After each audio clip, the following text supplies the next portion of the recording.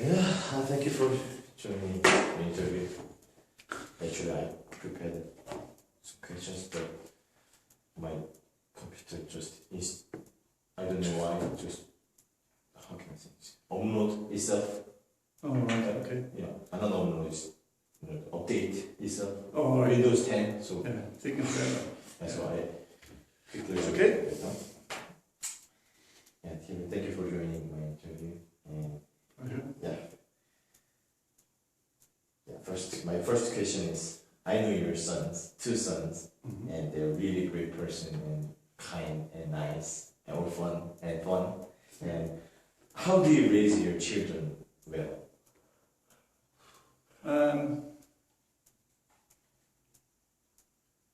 Well, it says in the Bible about not frustrating them, and that's one of the biggest problems.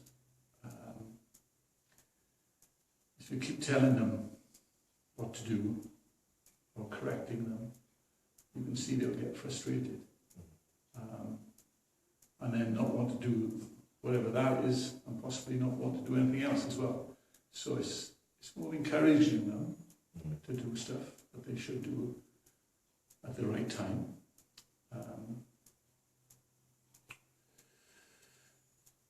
And then obviously praising them, even if they've made a mistake. Because I think maybe in this day and age, too many parents do things for their children and don't want to upset them because they want to be friends. Yeah. But again, in Proverbs it talks about if you don't discipline your children, then they'll be wild and unruly. So yeah, they've never ever been troublesome, and maybe they've followed the example that we've set as well. Well, more Wendy than me, because I've been known to lose my patience, and I'm not the best role model by any stretch. But you do the best you can. You don't get, you're not given anything to be a parent. You just do the best you can. But following God's laws, obviously, is the number one thing. And just loving them, making sure that they know that they're loved. And they can always come and see you and ask for help. Whether you give it to them, that depends on the situation. Yeah, they're great kids. Every time I went to your house, and you and Wendy are wonderful couple.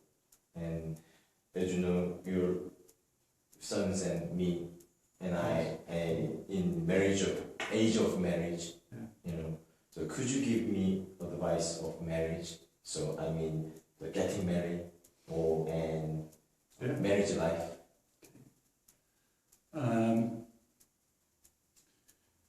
Well, it's not like going to the supermarket to a shop and you think, oh, that one looks nice, and then you spend some time with this girl. I think, no, don't like that. And then you spend some time with another girl or another boy. I think you have to make the decision about a girl and think, okay, am I going to spend the rest of my life with this girl? And not think, okay, I'll go out with this girl for a few months and then maybe try somebody else. It's got to be a major commitment. Again, it says that you should treat every girl as your sister, or like you treat your sister. That could be awkward if you don't like your sister, but in that sort of respect. And then when I think the couple have decided that looks like we do like each other, and perhaps prayed about it, asked for God's blessing, then the relationship develops. I think an awful lot is said about falling in love. I think you've got to like each other first. And then quite often love will follow from that. And that love then holds you throughout the marriage. Even when during that marriage, there'll be times when you don't like each other for some reason. Not for long periods of time, but just for a moment. But the love then, the love that you have for each other, holds that marriage together. Marriage is hard work. You've got to work at it. And I think too many people, when they hit a bit of a bump, think, oh, right, that's, I'm leaving, whatever. But yeah, and I think there's also pressure as well to get married, especially if you see others around you. Because obviously, in the church now, there's quite a few of the young men have got married, or getting married this year. I know with my two boys, they're well into their 20s and they're not married. I don't think you should be under any pressure. And even if God has decided that you're not going to get married, being single is a blessing as well. I hope they do. I hope they do get married. I hope they have children. I hope they have they can enjoy the adventures and experiences and the ups and downs that may went in. Are these answers too long? Yeah, that's okay. That's okay. Okay, right. Yeah, and the third question is, I heard you was teacher for more than 20 years. So how was your school life as a teacher? Well, I didn't initially start wanting to be a teacher. I wanted to be, I'm not sure really. I was into engineering, but it wasn't for me. And I always wanted to work abroad, so I quit and then got a teaching qualification. And as you said, I've been teaching I taught for 30 years in 3 different countries. And yeah, it's the best job. I mean, a lot of people say that about their jobs, but I think teaching is the best job. There's the obvious perks of you get well paid and you get lots of holidays. And there's the obvious nasty bits, but quite often you'll have children that you really don't like, or you don't like the behaviour, and they don't want to learn. And that can be quite disheartening and quite hard. But the joy of teaching somebody who wants to learn, and you can see them sort of almost absorbing it like a sponge. And also the enjoyment of it. And in my teaching, I used to have lots of fun in the classroom. But I was friendly, but very firm. You don't mess about or you get kicked out. So that they know where they stood. I think that's the big thing. As long as people know where they stand, then okay, I know about this, and I know, I can do this, I can do this. But if I step over those boundaries, I'm in trouble. And so they know that side of it. But I've been very lucky. I've travelled all through Europe, to America,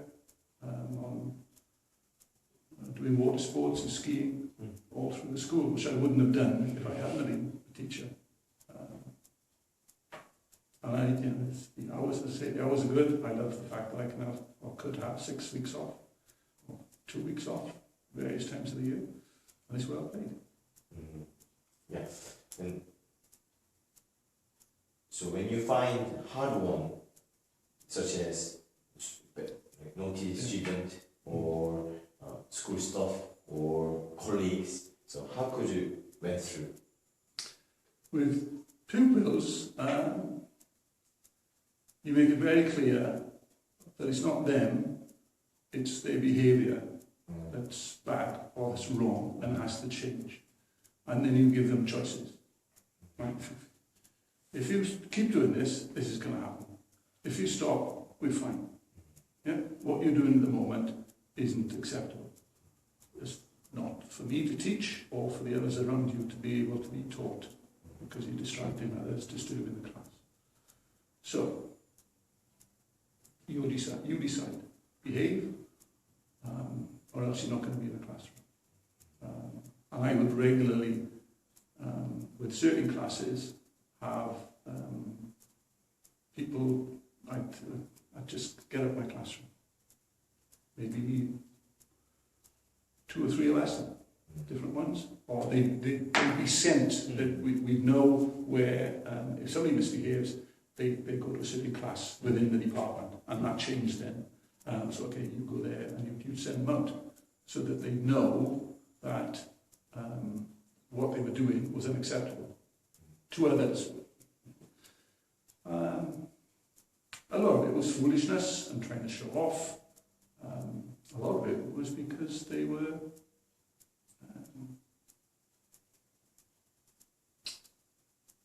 embarrassed because they couldn't understand. Yeah? And so they couldn't get on with it. So you've got to watch out for that as well. If it's the understanding that's the problem for them. And then but in the vast majority of cases, I had some absolutely lovely classes, and some of the kids I taught, I'd be proud of them, proud if they were my own. Absolutely delightful. As far as other staff, I got on well with just about everybody, to be honest. They saw no nastiness in me, or no, I didn't have any hidden agendas, so they realised I was, I like to have a laugh and a bit of a mess about, and I just like to get on with things. So yeah, I still have a lot of friends there.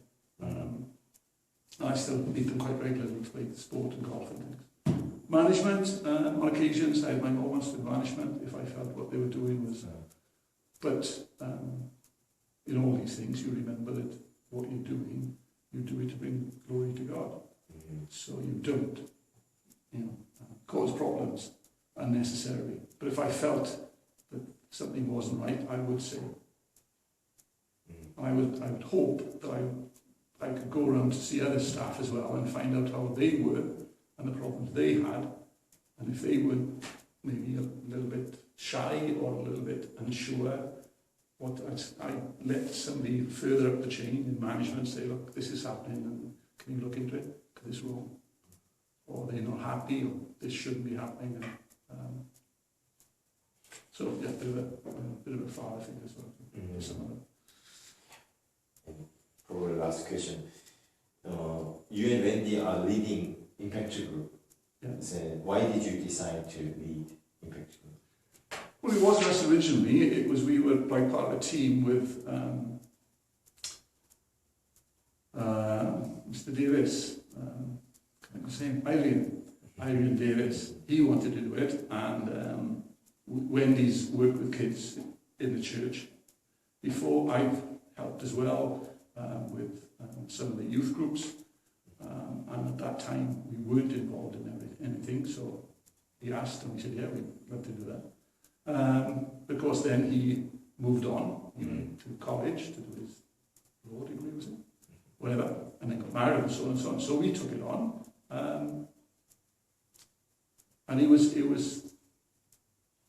I think we thought there was a need there. The church realised there was a need there, because after searchers go up to the end of school, so say 17, and then there's nothing. So we felt there was something, we needed something for those who were either in college or started work or whatever, so they could get together and just be young Christians together as much as anything else. And we provided the venue and some food, but we also started doing some a little bit of discipleship, but not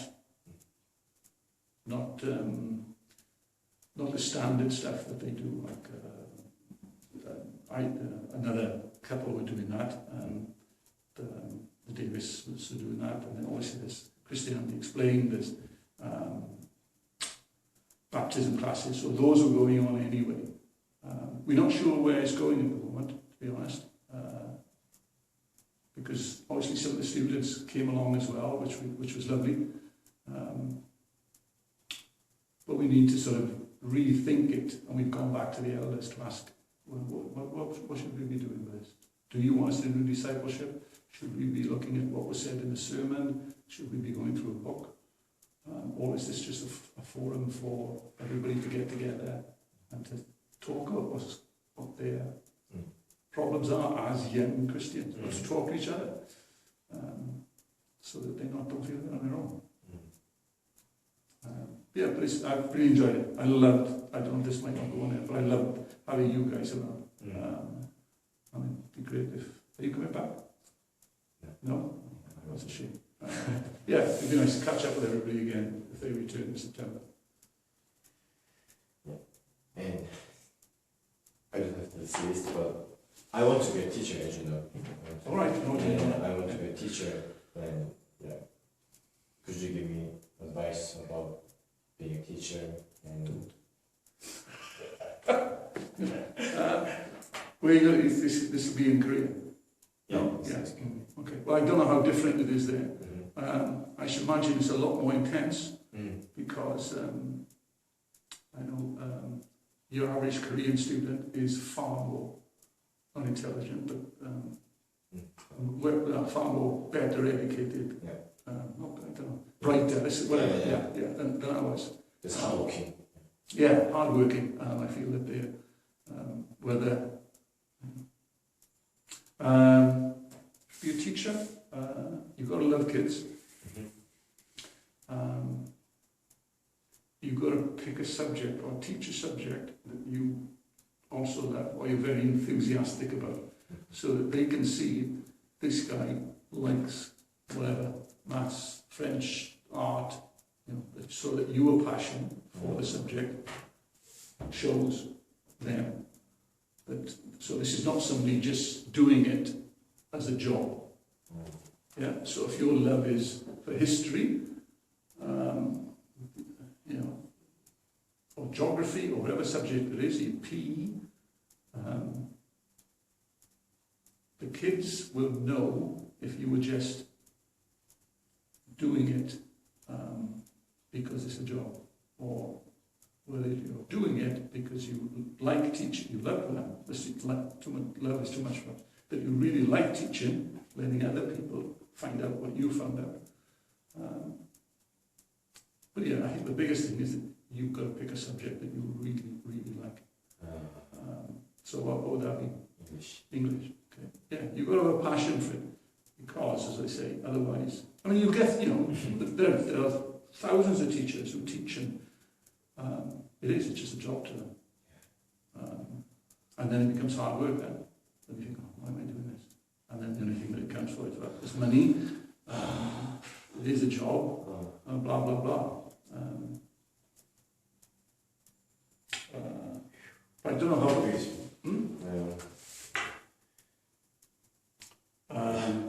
Yeah. I suppose, you've got to be pretty good at it as well. Yeah, and you've got to be able to explain it.